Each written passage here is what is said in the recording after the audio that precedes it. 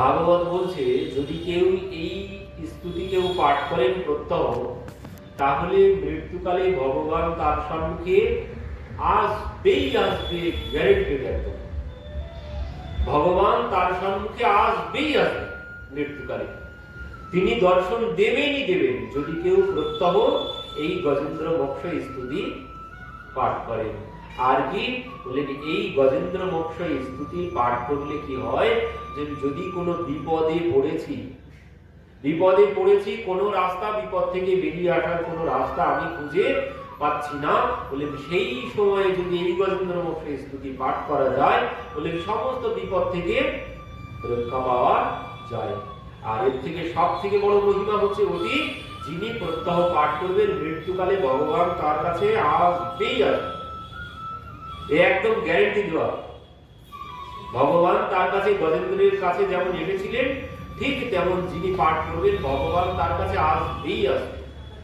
তো গজেন্দ্র কি বলছেন দেখুন, ওম নমো ভগবতে তস্मै यत चिरात्मकं पुरुषायादि बीजाय परेशायाभिधीमहि। কি বললেন, যিনি জগতের মূল কারণ, সকলের হৃদয়ে পুরুষ রূপে বিরাজ করছেন, যিনি সমস্ত জগতের একমাত্র প্রভু, যার জন্য সংসার চেতনার বিস্তার লাভ করেছে, সেই প্রভুকে আমি নমস্কার করি। নাম কিন্তু বলেননি, কি বলছেন, যিনি জগতের মূল কারণ, সকলের হৃদয়ে পুরুষ রূপে যিনি বিরাজ করছেন, সকলের হৃদয়ে যিনি পুরুষ রূপে বিরাজ করছেন, যিনি সমস্ত জগতের একমাত্র মালিক, আমি তার জন্যই প্রণাম করছি।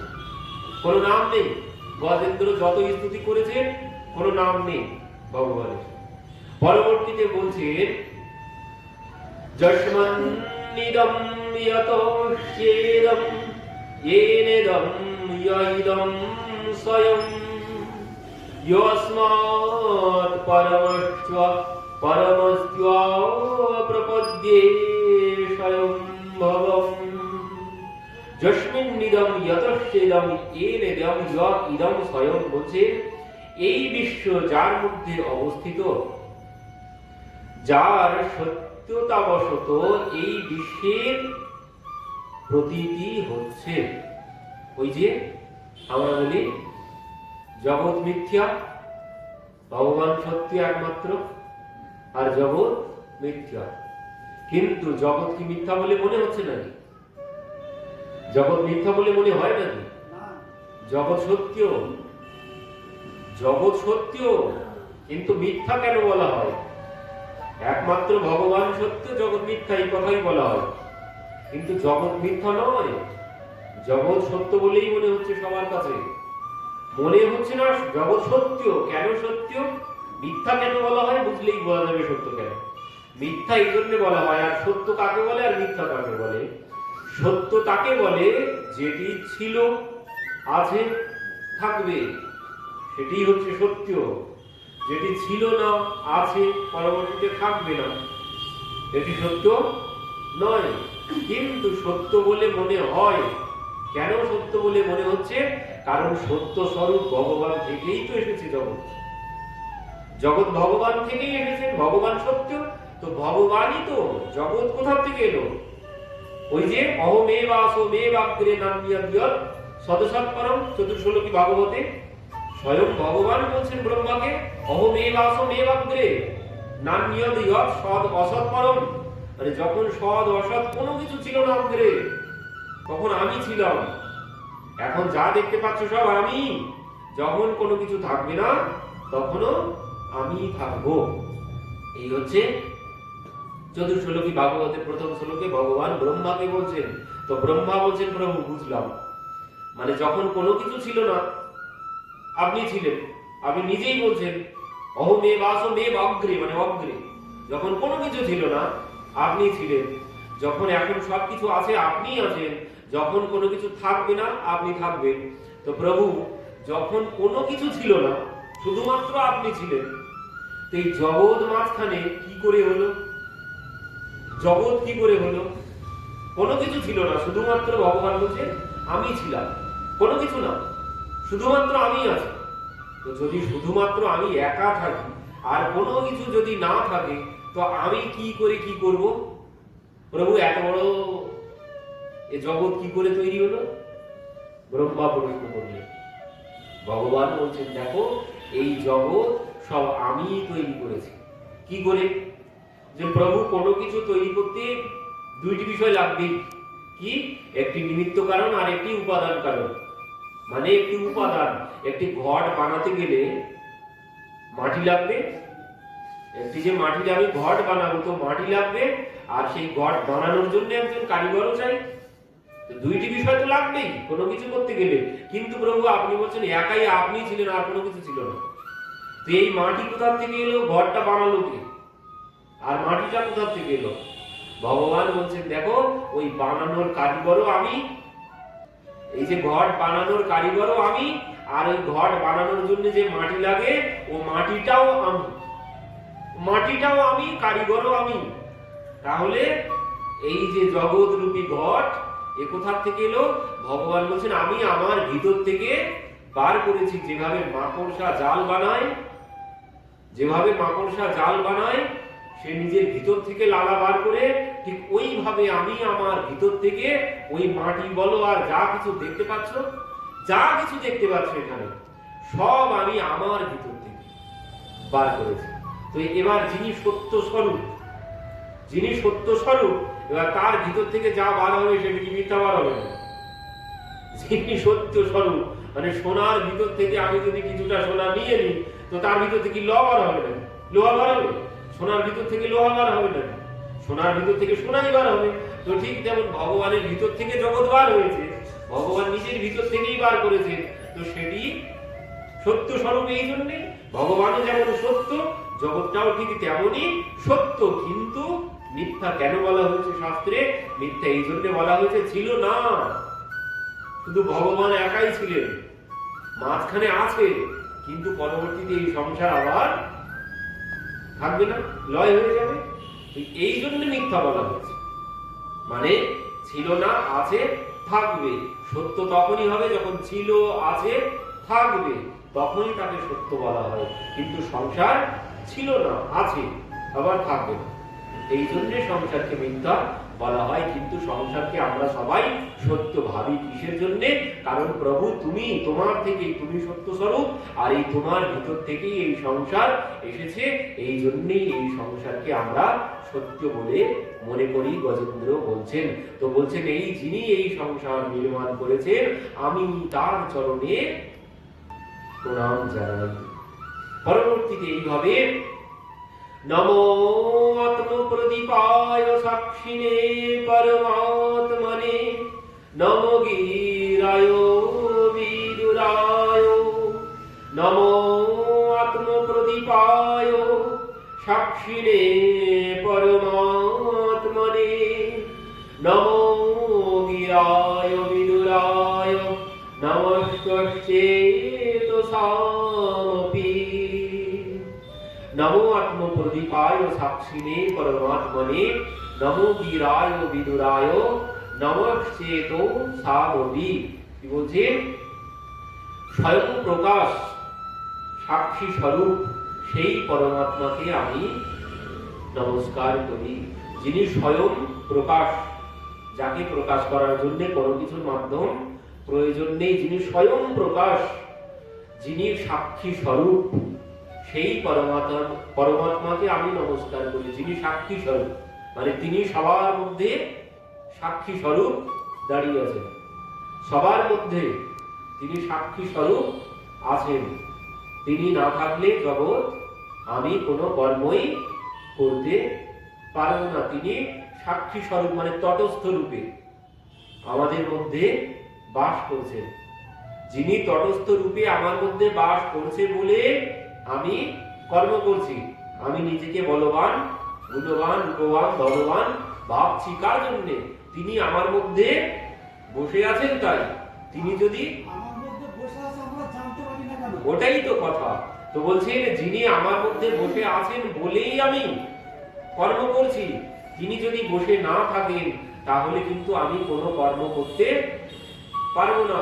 কিন্তু আমি তাকে বুঝতে পারছি না কেন?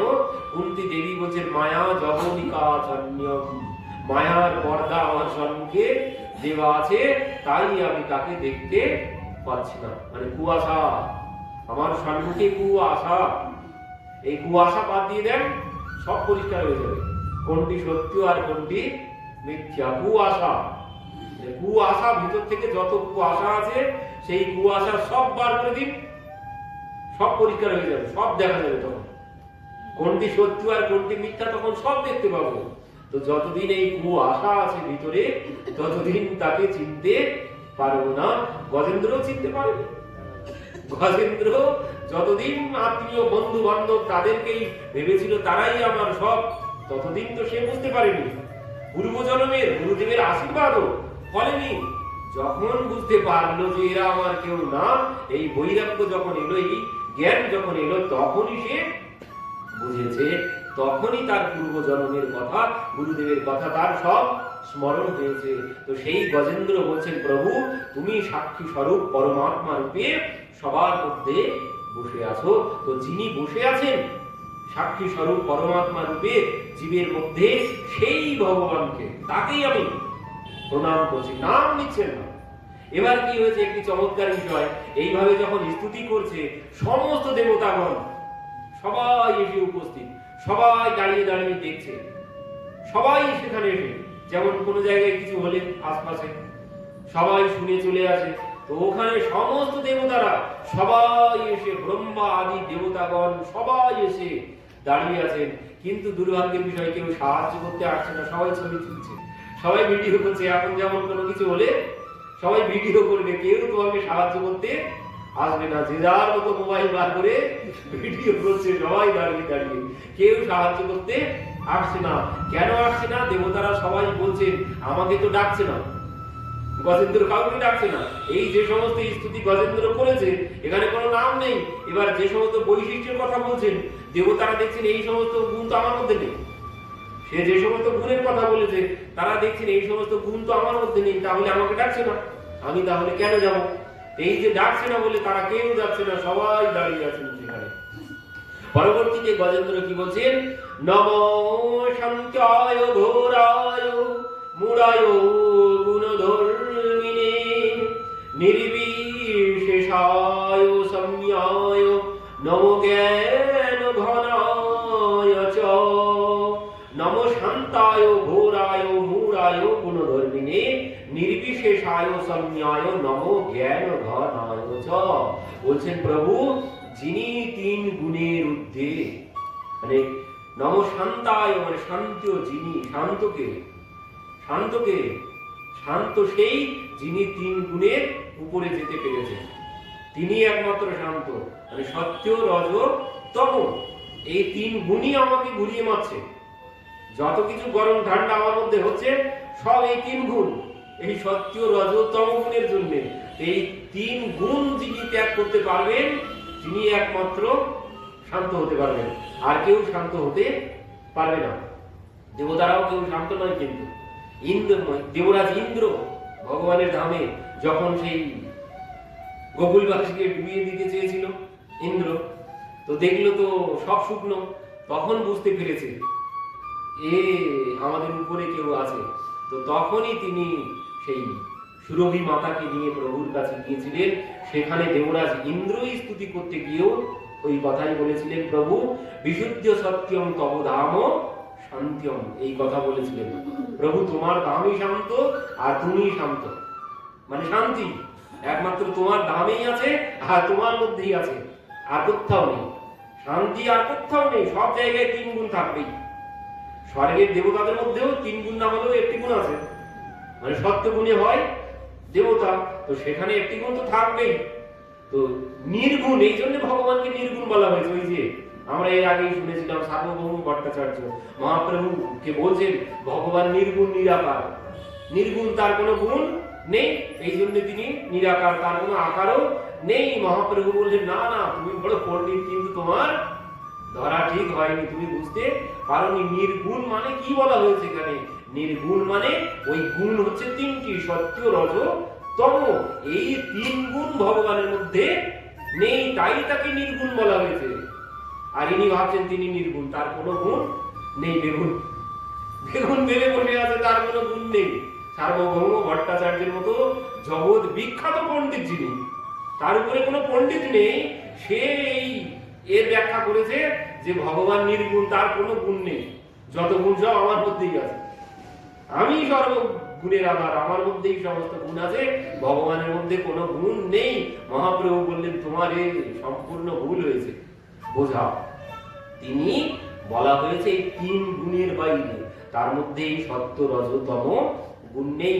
আর যার মধ্যে এই সত্য রজতম গুণের একটি গুণ থাকবে, সে কোনোদিন শান্ত হতে পারবে না।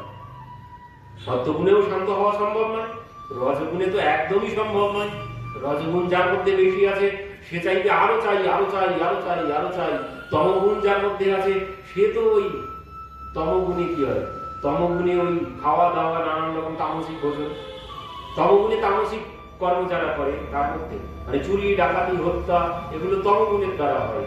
আর রজগুণে মানে রাজত্ব, রজগুণে রাজত্ব চাই, আরো বেশি ধন সম্পদ চাই। আর সত্যগুণে কি হবে, সত্যগুণের আধিক্যে এই যাদের মধ্যে সত্যগুণ আছে তারা আমরা এখানেই বলেছি, সত্যগুণে এখানে বসা যায়, তাছাড়া বসা সম্ভব না।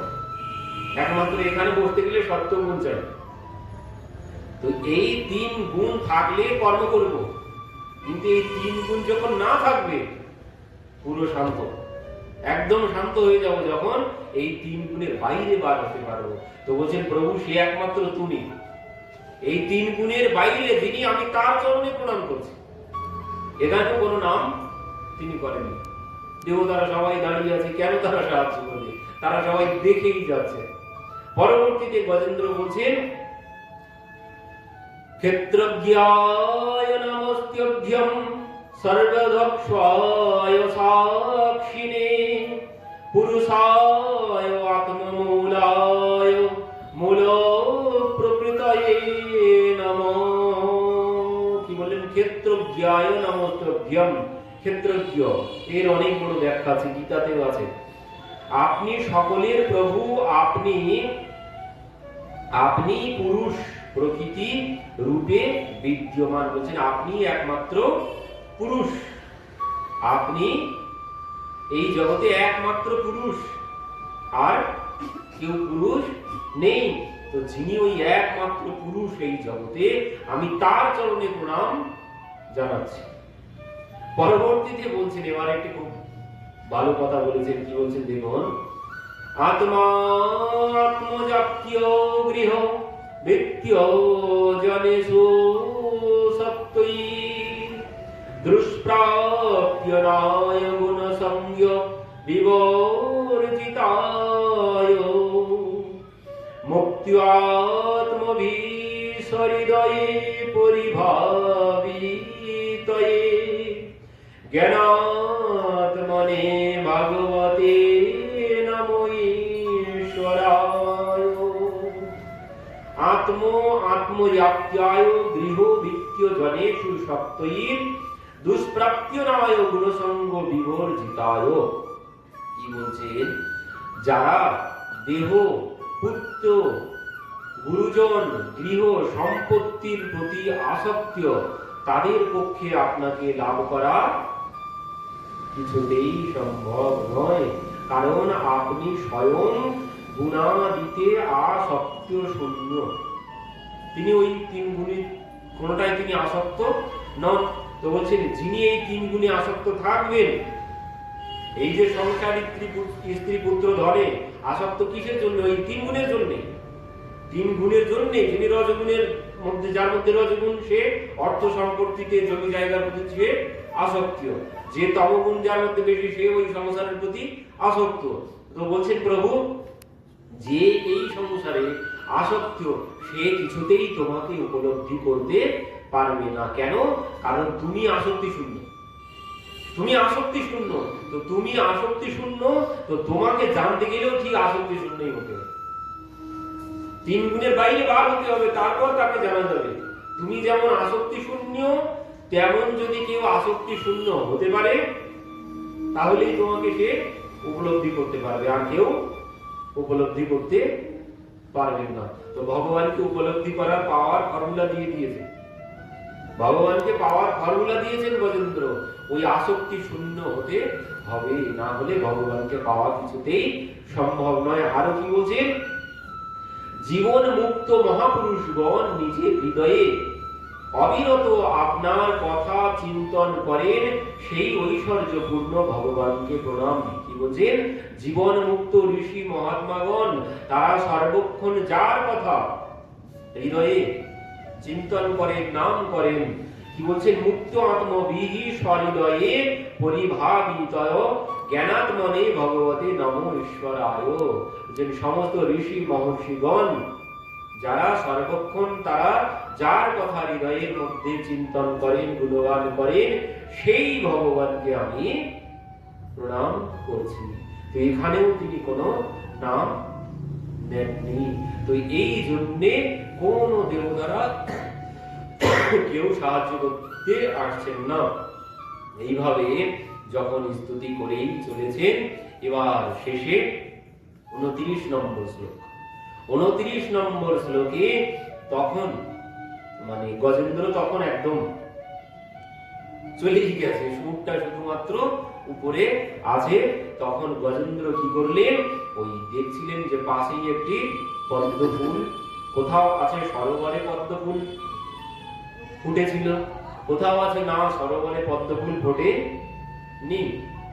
সরোবরে পদ্ম ফুল ফোটেনি কারণ যেখানে স্নান করে কেউ সেখানে কোনোদিন পদ্ম হয় না। যে জলে কেউ স্নান করবে সেখানে পদ্ম হবে না, একটি গুণ এটি পদ্মের। যে পুকুরে কেউ নামে না, যেখানে কেউ স্নান করে না, সেখানেই পদ্ম হয়। তো এখানে সমস্ত দেবাঙ্গনাগণ তারা সবাই স্নান করতো, পশুরা স্নান করতো। তো এই জন্য বলছেন না, এখানে কোনো পদ্ম ছিল না এই সরোবরে। তো পদ্ম কোথা থেকে এলো? বলছেন পদ্ম স্বয়ং লক্ষ্মী দেবী, স্বয়ং লক্ষ্মী দেবী তিনি তার হাতের পদ্ম, লক্ষ্মী দেবীর হস্তের পদ্ম তিনি ফেলেছেন। সেই পদ্ম গজেন্দ্র যখন দর্শন করেছেন, দেখলেন আর তো সময় নেই। তখন ভগবান ওদিকে এসে উপস্থিত, মানে অনেক উপরে গরুড়ের পিঠে করে ভগবান আসছেন। গজেন্দ্র দেখতে পেয়েছেন, যখন ভগবান আসছেন দেখতে পেয়েছেন, তখন ওই পদ্মটি গজেন্দ্র নিজের সুরে করে নিয়ে ভগবানের উদ্দেশ্যে উঁচু করে ধরেছেন। প্রভু, এটি শেষবারের মতো তোমার চরণে নিবেদন করলাম, তুমি গ্রহণ করো। আর যেই বলেছেন, ভগবান অনেক উপরে ছিলেন, অনেক উপরে ছিলেন, কিন্তু ভগবান কি করেছেন?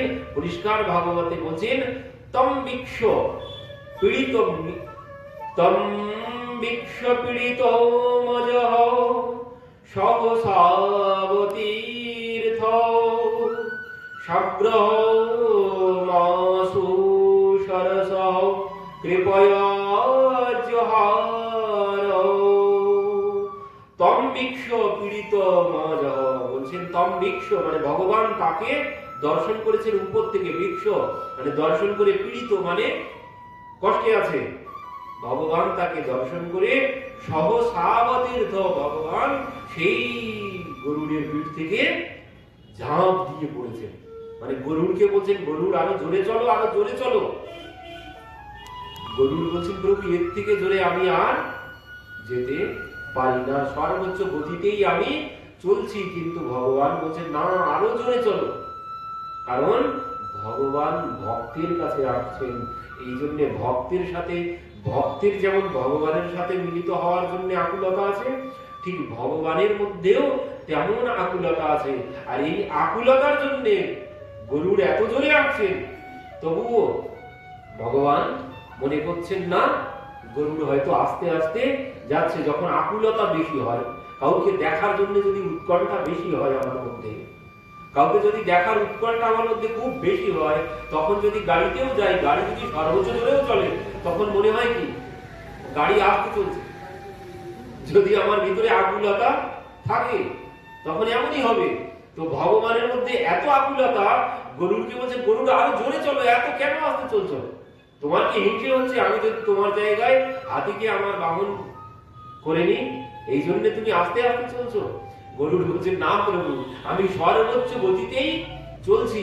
কিন্তু ভগবান সহ্য করতে পারলেন না, ওখান থেকে ঝাঁপ দিয়ে, উপর থেকে ঝাঁপ দিয়ে পড়ে সেই পদ্মটি গ্রহণ করেছেন। তো হাতি কি বলছেন সব শেষে, যখন হাতি দেখতে পেয়েছেন ভগবান আসছেন, তখনই স্বন্ত স্বরসুর বলেন গৃহীত আত্য দৃष्ट्वा গুরুত্মতিম হরিম খপাত্য চক্রম উৎক্ষিপ্য সম্ভুজো করম গিরিমাহৃষণ নারায়ণ অখিল গুরু ভগবান নমস্তে। শেষ শ্লোকে উচ্চারণ করেছেন কি, নারায়ণ অখিল গুরু ভগবান নমস্তে।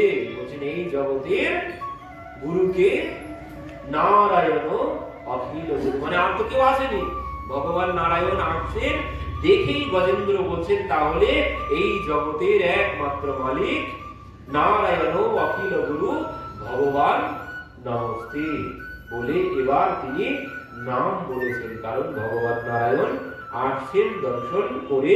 তো এখানে নির্ধারিত হলো তাহলে এই জগতের নিয়ন্তা কে, জগতের নিয়ন্তা কে এখানে নির্ধারিত হয়ে গেল। দেবতারা সবাই ছিল, কেউ সাহায্য করতে আসেনি। এই জন্য তিনি সব শেষ শ্লোকে ভগবানের নাম করেছে, কারণ দেখলেন যে ভগবানই আসছেন।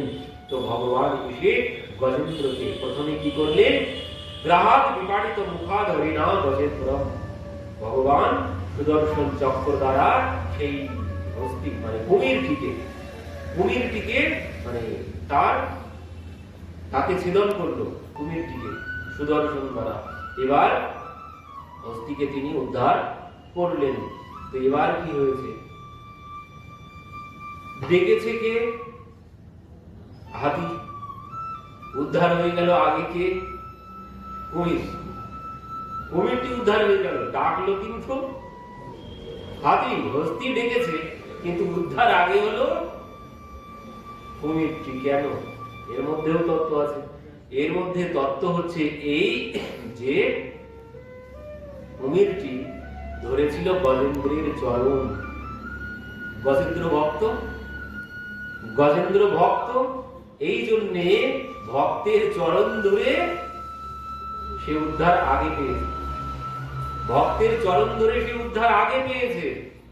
এই জন্য হরিসে মিলনে কি আশায় তো হরিজন গুণ গায়, ভক্তের চরণ ধরো, ভক্তের সেবা করো। ভগবানের সেবা করে কোনো লাভ হবে না। কি হয়েছে, যখন ভগবান গেছেন, ভগবান যাওয়ার আগে কুমির গিয়ে উপস্থিত ভগবানের ধামে বৈকুণ্ঠে। এবার ভগবান হস্তিকে সাথে করে নিয়ে যাচ্ছে, হস্তিকে সাথে করে ভগবান গেছেন, গিয়ে দেখছেন নূতন পার্শ্বদ বসে আছেন চতুর্ভুজ মূর্তিতে। ভগবান লক্ষ্মী দেবী কি গিয়ে বলছে, এ আবার কে এলো, এ নূতন কে? লক্ষ্মী দেবী বলছেন কেন, তুমি যাকে আনতে গিয়েছিলে সেই তো। ভগবান বলেন না, আমি তো যাকে আনতে গিয়েছিলাম সে তো আমার সাথেই এলো, আমি তো তাকে সাথে করে এনেছি, এ আগে কে এলো, এ কোথা থেকে এলো? তখন বলছেন লক্ষ্মী দেবী কি সুন্দর কথা বলেছেন, দেখুন, সিদ্ধির ভবতি বানেতি সংশয় অচ্যুত সেবিনা ন সংশয়স্তি তদ্ভক্ত পরিচর্যারতাত্মনম। বলছেন প্রভু, সিদ্ধির ভবতি বানেতি সংশয় অচ্যুত সেবিনা, বলছেন প্রভু যদি কেউ তোমার সেবা করে সে সিদ্ধি লাভ করতে পারবে কিনা আমার সংশয় আছে, তোমার সেবা করে সিদ্ধি লাভ করবে কিনা তাতে সংশয় আছে, কিন্তু যদি কেউ তোমার ভক্তের সেবা করে নো সংশয় অস্তি, সে যে সিদ্ধি লাভ করবে তার কোনো সংশয় নেই। যদি কেউ ভক্তের সেবা করে সে যে সিদ্ধি লাভ করবে তাতে কোনো সংশয় নেই, কিন্তু যদি কেউ তোমার সেবা করে, কি বলছেন, সিদ্ধির ভবতি বানেতি সংশয় অচ্যুত সেবিনা, বলছেন অচ্যুত ভগবানের সেবা করলে সিদ্ধি লাভ করতে পারবো কিনা সংশয় আছে, কিন্তু যদি নো সংশয় অস্তি, এখানে কোনো সংশয় নেই, তার ভক্ত পরিচর্যারত হও, তার ভক্তের সেবা করলে যে সিদ্ধি লাভ করবই, এখানে গ্যারান্টি দিয়ে বলা যায়। তো এই জন্য প্রভু ওই তোমার ভক্তের চরণ ধরেছিল যে কুমিরটি, সেই কুমির আগে এসে বসে আছে। কুমিরটি আগে এসে বসে আছে কেন? সে ভক্তের চরণ ধরেছে। তাই এই কুমিরটি কে ছিল? এই কুমিরটি ছিল ওই স্বর্গলোকের গন্ধর্ব আহা আর হুহু গন্ধর্ব। এরা ওই গান বাজনা করেন, তো গান বাজনা করেন, আর একজন হুহু গন্ধর্ব হাসান সবাইকে। কেউ যদি মুখ বার করে বসে থাকে, ইনি সেখানে নানান রকম কথা বলে, নানান রকম ভাব ভঙ্গি করে হাসাবেনই হাসাবেন। এনার কাজ হচ্ছে হাসানো সবাইকে। ওই যেমন নাটকের মধ্যে একটা করে চরিত্র থাকে না হাসানোর জন্য, তো এনার ওই কাজ, সাধুগুলোকে সবাইকে ইনি হাসিয়ে বেড়ান। তো এবার কি হয়েছে, ইনি দেখছেন ওই যাচ্ছিলেন সরোবরের পাশ দিয়ে, সেখানে দেওয়াল ঋষি স্নান করছিলেন। দেওয়াল ঋষি স্নান করছে দেখে এ কি করেছে, একটু দূর থেকে, ঋষি যাতে না দেখতে পায়, দূর থেকে ওই জলের মধ্যে নেমে জলের তলা দিয়ে ডুব দিয়ে দেওয়াল ঋষির কাছে গেছেন, গিয়ে দুই চরণ চেপে ধরেছে। আর যেই দুই চরণ চেপে ধরেছে, দেওয়াল ঋষি বলছে ওরে বাবারে আমারে কুমিরে ধরেছে বলে তিনি তো ভয়ে লাফ দিয়ে উঠতে গেছেন। এবার যেই ভয় পেয়ে গেছেন, তখন হু লাফ দিয়ে উঠেছে। যেই হু লাফ দিয়ে উঠেছে, ঋষি তো ভয় পেয়ে গেছেন, হু উঠে হাঁটতে শুরু করেছেন। তখন ঋষি বলছে তুই এইভাবে কুমিরের মতো আমার পা ধরেছিলি, যা আমি তোকে অভিশাপ দিয়ে দিচ্ছি, কুমির হয়ে যা। তো সেই হু গেল কুমির হয়ে। বলছেন ঋষিবর, আমি তো ভয় দেখানোর জন্য আপনার পা ধরিনি, আপনার চরণ আমি ধরেছি আনন্দ দেওয়ার জন্য। আমি একটু আনন্দ দিতে ভালোবাসি সবাইকে, তো আপনাকে আনন্দ দেওয়ার জন্য আপনার চরণ ধরেছিলাম, আপনি আমাকে আশীর্বাদ অভিশাপ দিয়ে দিলেন। তো বলছেন দেখো, কিছু তো আর করার নেই, অভিশাপ আমি দিয়েই দিয়েছি, তবে আশীর্বাদও নিয়ে নাও সাথে। কি বলছেন? এইভাবেই চরণ ধরতে থাকো, যাকে পাবে তার চরণ ধরো, একদিন ঠিক চরণ ধরতে ধরতে তুমি উদ্ধার পেয়ে যাবে, ভগবানকে লাভ করবে। তো ওই চরণ ধরতে ধরতে সে ওই হাতিকেও পেয়ে গেল, যাকে পায় তার গিয়ে চরণ ধরে। তো হাতিরও চরণ সে ধরেছিল, আর হাতি ছিলেন ইন্দ্রদ্যুম্ন রাজা। তো এই জন্য তিনি মহান ভক্ত ছিলেন।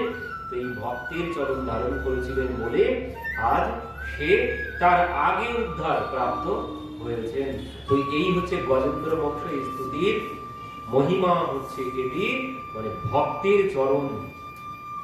এর থেকে আর অন্য কোনো আশ্রয়ের কোনো জায়গা নেই। ভগবানের চরণে আশ্রয় নয়, ভক্তের চরণে।